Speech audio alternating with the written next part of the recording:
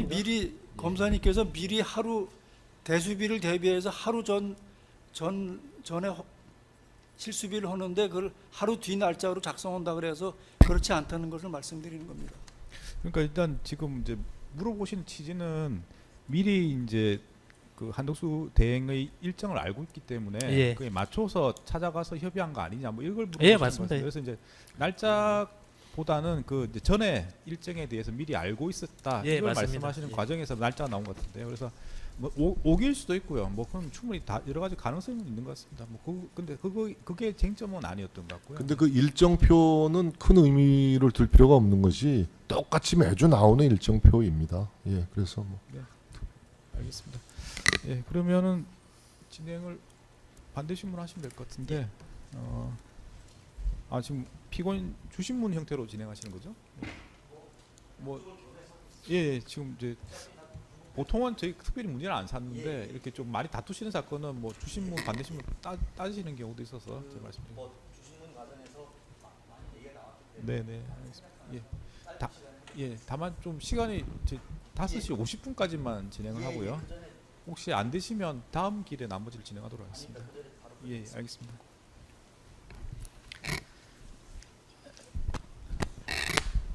자, 이거 여쭙겠습니다. 네. 물어보겠습니다. 이 사건 계엄 선포 당일인 12월 3일 24년 정상적으로 퇴근하셔서 지인들과 저녁 식사를 하던 중에 전화를 받고 복귀를 하셨죠. 맞습니다. 예. 뭐 누구로부터 전화 받았는지 제 기억하십니까? 방에서 일하는 김보연 선임 행정관으로부터 전화 받았습니다. 복귀하시면서 무슨 일이라고 사전에 이제 고지를 받지는 않으셨고 궁금해서 김주현 민정수석에게 전화를 걸어서 무슨 일이냐고 물어보셨다고 하던데 사실인가요? 맞습니다. 그러나 김주현 민정수석도 자기도 무슨 일인지 모르고 급히 복귀 중이라고 말했습니다. 네, 1-3항으로 가겠습니다. 처음 복귀해서 비서실에서 만난 사람은 박종준 전 경호처장이었고 경호처장으로부터 계엄 선포 사실에 대한 얘기를 처음 들으셨죠. 맞습니다. 그래서 대통령께 그 계엄 선포를 만류하기 위해서 집무실로 들어갔다 이렇게 처음에는 맞습니다. 집무실 옆에 붙어있는 대접견실에 그 총리님과 국무위원들 몇 분이 모여 계셨기 때문에 글로 먼저 들어갔습니다. 그래서 많은 그 국무위원들이 놀라는 상태로 있었고 뭐 그 자리에서도 제가 뭐 계엄이 말이 되느냐 이렇게 얘기를 하고 있는데 마침 대통령이 나오시면서 저랑 눈이 마주쳐서 저보고 들어오라 그래서 제가 단둘이 집무실에서 대통령께 그 만류의 말씀을 드리게 된 것입니다. 혹시 그 국무위원들 중에 대통령 계엄 선포 의향이 있으신 것 같은데 좀 말려달라, 만류 좀 하시라라는 권유를 하거나 그러신 분이 있었습니까? 뭐 몇 번 국무위원들이 저한테도 그 말씀을 하셨던 기억이 납니다. 정확히 누군지는 기억이 안 나십니까? 뭐 조태용 안보실장도 저 국정원장도 얘기했던 것 같고 이상민 장관도 뭐 총리 실장님 지금 들어가 보세요 뭐 이런 식으로 좀 말씀하셨던 것 같습니다. 피고인이 당시 대통령에게 물론 김용현 국방부 장관에게 강하게 계엄은 안 된다고 반대 의사를 표명하셨죠. 네, 당시 현장에서 피고인이 반대하는 것을 목격한 김정환 대통령 수행실장의 법정 증언에 의하면 김용원 장관에게 고함을 치고 반대를 했다 화를 내면서. 근데 그 당시 어떤 워딩, 어떤 표현으로 반대하셨는지 기억이 나시는가요? 뭐 김정환 수행실장이 법정 증언한 대로입니다. 이건 뭐 이 사건과는 직접적인 관련은 없을 수 있는데 일단 진술의 신빙성 등 때문에 확인하겠습니다. 그 자리에 있던 국무위원들도 증인에게 대통령 신문실에 들어가서 좀 말려달라고 요청하였죠 이렇게 질문을 했는데 예. 대답을 하셨습니다. 예. 좀 답변을 좀 더 구체적으로 하시기 바랍니다. 누가 어떻게 말을 하던가요? 그때 뭐 국무위원들 그 뭐 아무튼 뭐 조태용 이상민 정도 뭐 기억나는데요. 뭐 실장님 좀 들어가 보세요 뭐 이렇게 얘기를 하셨던 것 같습니다. 좀 말려달라고. 예. 근데 지금 질문과는 들어가 보라는 거랑 말리라는 거랑 별개일 수도 있는데요. 답변이 정확하게 답변하신 거 맞습니까? 뭐 예, 저도 뭐 그렇게 이해를 하고 있었습니다 지금까지. 예. 말은 그렇게 했지만 그렇게 이해를 네, 했다는 네, 뜻입니까? 네, 또 질문하시죠. 예, 1-7항으로 넘어가겠습니다. 2024년 공안식 1분경 국회에서 계엄 해제 요구안이 가결되는 것을 TV를 통해서 보셨지요. 네. 그리고 민정수석과 함께 대통령 윤석열 대통령에게 계엄 해제를 건의하셨지요. TV를 보고 보았을 때 1시 1분경에 국회에서 그 해제 요구 결의안이 통과가 되고 제가 그 직후에 안보실장과 함께 합참 빵카 계엄사령 빵카에 가서 거기 계시던 대통령을 모시고 집무실로 왔습니다. 와서 오자마자 계엄 해제를 건의를 드렸고 뭐 그 자리에 민정수석도 뭐 법전 같은 거 이렇게 보시면서 지체 없이 이건 해제해야 된다는 의견을 민정수석도 건의했던 것으로 제가 기억이 나고요. 그리고 나서 대통령 승인을 받고 제가 나와서 한덕수 총리께 계엄 해제를 위한 국무회의를 빨리 소집해야 될 것 같다고 전화를 드렸고 신속하게 아무튼 그 조치가 이루어진 것으로 기억이 납니다. 아까 한덕수 총리께 보낸 문자를 말씀하시면서 그때 계엄 해제와 관련된 뭐 국무회의 소집이라든지 그런 조치를 신속하게 잘 해주셔서 감사하다는 문자를 보낸 기억이 난다 하셨는데 예, 그런 문자를 여기 뭐 총리 대행께서 대통령 권한대행께서 계시지만 그런 문자를 보냈고 아이고 빨리 계엄을 해제해서 천만 다행이다 이렇게 또 총리께서 저희 답장도 주셨던 것으로 기억이 납니다. 12월 4일 모임 관련 질문 드리겠습니다. 피고인은 12월 4일 총리공간 회의에 참석하셨는데 누구로부터 연락을 받았는지 기억이 하십니까? 제가 이른바 당정대 총리공간 모임의 소집 주체가 아니기 때문에 아마도 당의 요청에 의해서 뭐 정무 라인에서 협의해서 총리공간에 소집이 되지 않았나 생각이 됩니다. 2-1은 생략하겠습니다. 그 다음 그 회의가 열리게 된 것이 의원들이 계엄 선포의 경위 이유를 궁금해하였고 중진 의원들이 직접 얘기를 듣고 싶어서 방문한다고 연락이 와서 급하게 열린 것이다. 뭐 그런 정도로 알고 계시는 거죠. 뭐 당연합니다. 뭐 엄청난 일이 벌어졌기 때문에 당에서 좀 난리가 났고 당장 경위 파악을 당에서도 하고 싶지 않았겠습니까? 그래서 소집된 회의로 알고 있습니다. 참석 대상을 누가 지정했는지 혹시 아십니까? 모릅니다. 저도 뭐 연락받고 갔으니까요. 예. 연락받고 갔지만 어쨌든 그 자리에서 대통령실을 대표해서 제가 우선 경위 설명을 좀 처음에 모두 말씀으로 들었던 것으로 기억합니다. 2-5항 다음 페이지 3페이지 묻겠습니다. 박성재 장관의 노트에 보면 비서실장이 모두 발언으로 사죄, 알지 못함, 막을 수 없었음, 해제 설득 이렇게 기재되어 있습니다. 즉 그날 계엄 선포에 대해서 대통령 비서실장으로 뭐 좀 송구하다는 말씀을 하신 것 같고 사전에 알지 못했다. 뭐 막으려고 노력은 했지만 결국 막을 수 없었다. 그러나 해제를 설득해서 잘 해제가 됐다. 이런 취지로 설명을 하신 것 같은데 그런 설명을 하신 기억이 맞다는 말씀이시죠? 뭐 비슷합니다. 예. 또 다른 대통령실 관계자인 신원식 안보실장은 계엄에 합참이 제외됐다. 소수 병력, 공포탄만 소지했다. 는 등의 계엄 당시의 군 관련 사항을 설명한 것으로 기재되어 있습니다. 기억나십니까? 잘 또렷하게 기억 안 나는 그 기재된 대로 말씀하셨을 겁니다. 예. 즉 박성재 장관의 노트의 기재 사항을 보면 대통령실 관계자들은 계엄 당일날 있었던 일에 대해서 참석자들에게 설명하는 내용에 그쳤고 그 이상의 논의로 나아가지 않은 걸로 돼 있습니다. 그렇죠? 사실도 그렇죠.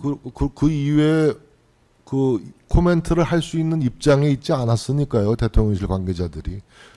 예. 그리고 이제 주로 이제 그날 회의는 당에 계신 중진 의원들이 주도를 하셨는데 중진 의원들도 뭐 대통령실로부터 경위 설명을 들어봤자 이해가 잘 안 되는 것이죠. 그러니까 자기들이 일어나서 대통령한테 직접 들어야겠다라고 바로 장소를 이동해서 대통령실로 갔던 것입니다. 예, 다음 묻겠습니다. 한덕수 총리는 경제 안정 노력, 대외 신인도, 국무위원 일괄 사의, 업무 공백, 국민 불안 해소. 즉 정부를 대표하는 한덕수 총리는 계엄의 파장으로부터 국정 운영이나 국민들의 안위를 걱정하면서 본인의 역할에 다하겠다고 하는 그런 어떤 정부로서의 입장을 설명하는 데 그쳤다. 예. 그렇습니다. 그런 것이죠. 예, 또 국무회의에서도 그런 말씀 나누셨고 또 그래서 큰 틀에서 큰 나라의 어떤 그 걱정, 그 안정을 빨리 취해야겠다는 그런 말씀 또 경제 말씀도 하시고 그랬던 것 자, 같습니다. 대통령실 인사들의 말씀은 들었고 그다음에 정부 말씀을 얘기했는데 한덕수 총리 이외에 정부 관계자가 뭐 발언한 혹시 기억이 있습니까? 기억이 안 납니다. 다음 2-10 다음 페이지로 가겠습니다. 지금 논란이 되고 있는 당 컨센서스 노트 얘기입니다. 계엄, 이유, 불가피성, 이론 구성 필요, 설명 중요, 중도 임기 중단, 사퇴, 탄핵, 특검 수사 등의 기재가 존재하고 특검은 위 노트 기재를 근거로 당시 회의에서 계엄 정당화 논리를 마련하고 탄핵, 사퇴, 특검 수사가 불가하며 그 책임을 뭐 장관들에게 넘기는 등의 논의와 합의가 이루어진 것으로 이제 주장을 하고 있습니다. 그에 관하여 논의 및 합의 이 부분에 대해서 혹시 하실 말씀 있으십니까? 그러니까 그 이른바 당정대 회의 합의라는 것은 대통령 만나러 가자가 합의고요. 제가 그 검찰 조사 때 진술한 컨센서스란 표현은 당의 컨센서스라고 분명히 제가 적시해서 말씀을 드렸습니다. 당정대의 컨센서스는 그 뭐 굳이 얘기하자면 대통령 만나러 가자는 것이고, 의원들 중진 의원들은 그 아무튼 뭐 박근혜 대통령 탄핵 때 얘기도 하면서 그 뭐 그런 얘기를 했기 때문에 이 사람들이 어쨌든 대통령의 탄핵을 좀 막아야겠다라는 생각을 갖고 있구나, 그런 어떤 뜻을 좀 모아가는구나라는 느낌을 가졌던 것이죠. 그래서 제가 당의 컨센서스라고 얘기한 겁니다. 그러니까 피고인의 기억으로는 적어도 그 당시에는 당의 입장은 뭐 탄핵이나 이런 것들은 반대하는 입장인 그렇게 것으로 제가 느끼고 짐작을 모아졌다고 했던 이제 것이죠. 기억을 하시는 거고, 그 다음에 묻겠습니다. 공관 회의를 마치고 중진 의원들과 용산 비서실로 가서 대통령 면담을 함께 하셨지요. 네. 그때 뭐 한동훈, 추경호, 주호영, 나경원, 김기현 이런 분들이 같이 갔던 것으로 알고 있지요. 네. 그 자리에 대통령실 실장들이나 또 다른 수석들이 참석하셨습니까? 없었던 것 같은데요. 그 비서실장과 안보실장은 있었습니까? 잘 기억이 안 납니다. 저는 제 머릿속에는 어쨌든 의원들 기억밖에 잘 안 나고요. 혹시 한덕수 총리가 따라왔나요? 총리님도 안 오셨던 것 같고요. 예. 그 자리의 면담에서 2-14입니다. 주로 어떤 얘기가 오갔는지 지난번 말씀하시는 얘기를 들어보면 대통령께서 주로 계엄 선포의 배경과 본인의 주장을 계속 이야기를 했고 다른 의원들은 주로 그것을 듣는 입장이었다. 이렇게 이제 기억을 한다고 하셨는데 사실인가요? 예, 그리고 대통령 말씀 중에 이제 12월 3일 날 이제 비상계엄을 발동하셨는데 그 12월 2일 날 보고를 받기를 감사원장과 서울지검장도 탄핵을 한다더라. 수십 명의 고위공직자로 연발 탄핵이 이루어지는 상에서 결국은 자기를 수사하고 자기를 감사한 사람까지 탄핵하기에 이르렀다라는 점을 되게 강조하시면서 굉장히 그 얘기하셨던 기억이 나고, 아주 장황하게 얘기를 하셨고, 그 굉장히 그 의원들 경청했습니다. 한동훈 대표를 비롯해서 다 경청을 했고, 저는 그런 기억이 납니다. 그 자리에 있었던 사람 좀 기억나시는 게 누군가요, 그러면? 의원들 기억이 납니다. 의원들 기억이 나고, 수석들 안보실장은 없었던 것 같고 수석도 없었던 것 같은데, 어쨌든 피고인 저는 있었습니다. 저는 있었고 의원들은 다 있었고요. 총리 공관에 왔던 의원들이 다 왔어요. 한동훈, 나경원, 김기현, 추경호 등등 뭐 의원들이 와서 의원들과의 간담회 형식으로 말하자면 용산 대통령과의 면담이 이루어졌습니다. 그러면 지금 말씀하신 걸 쭉 들어보면 이제 그 모임이 있었을 때 당에서 오신 분들은 뭔가 좀 이렇게 컨센서스라는 표현을 쓸 정도로 뭔가 이렇게 비슷한 이야기를 좀 했었다는 뜻이신 것 같고, 그런 상태에서 이제 대통령을 만났으면 그 의원들이 뭐 여러 가지 그래서 뭐 이제 뭐 그래서 그 자리에서 대통령께서 직접 국민들에게 설명하셔야 됩니다라는 얘기도 나왔던 것 같고요. 예. 그랬던 기억이 납니다. 예. 피고인 여쭙겠습니다. 그 총리실에서 그 열린 회의는 예. 뭐 그 참석자 몇 면으로 보면 뭐 이른바 당정대가 모여 있는 건 맞죠, 그죠? 그러나 통상의 당정대 정책회의와는 성격이 다른 다르죠. 것이죠. 예, 예. 그런데 그 4시에 있었다는 대통령 면담은 그거는 당정대는 아니죠. 그건 의원들 간담회 당정대가 정도라고 아니고 봐야 의원들이 되겠죠. 요구해서 예. 도저히 총리 공관에서 뭐 비서실 직원들 정부 쪽 얘기 듣고는 이해를 못 하겠다. 대통령한테 직접 들어야겠다라고 몰려간 거거든요. 예, 그래서 그건 당정대 대책회의라고 볼 수는 없겠죠. 예, 다음 묻겠습니다. 인사 업무와 관련 묻겠습니다. 그 인사위원회 설치 규정이 있고 본인도 인사위원장이라고 하는 그런 어떤 직책이 있는 건 알고 있지요. 뭐 제가 뭐 어쨌든 뭐 그런 걸 들었습니다만 이번 재판 과정을 통해서 많이 공부를 하게 됐습니다. 예. 그렇지만 그 규정에 있는 비서실장이 주재하는 인사위원회 그리고 그 위원회에서 중요한 인사결정이 이루어지는 그 인사위원회는 실제로는 존재하지 않았고 대통령이 주재하는 인사보고라고 하는 형식으로 인사 관련 논의가 예. 이루어졌다. 이렇다는 것이죠. 자, 그거는 설명을 굳이 드리면 지금도 없어요. 지금도 저희하고 똑같이 하고 있고 과거 노무현, 문재인, 이명박, 박근혜 때도 똑같이 했던 겁니다. 규정은 인사위원회, 인사추천회가 있는지 모르지만 그런 회의가 열린 적은 없습니다. 대통령이 주재하는 인사보고, 인사회의에서 열리고 대통령이 이 사람 검증해라면 검증하는 겁니다. 다음 묻겠습니다. 그 인사위원회 규정이 있지만 모든 인사를 대통령이 비서실장과 협의하진 않았다는 것이죠. 뭐 모두에 말씀드렸지만 제가 법조 인사라든가 뭐 군 인사라든가 제가 뭐 조언을 드릴 역량도 안 되고 또 알고자 하지도 않았습니다. 예. 즉 그런 인사와 관련된 협의나 결정은 결국 대통령의 의중에 따라서 규정과 무관하게 소위 비서실 내에서 결정되고 이루어졌다 이렇게 보면 되겠습니까?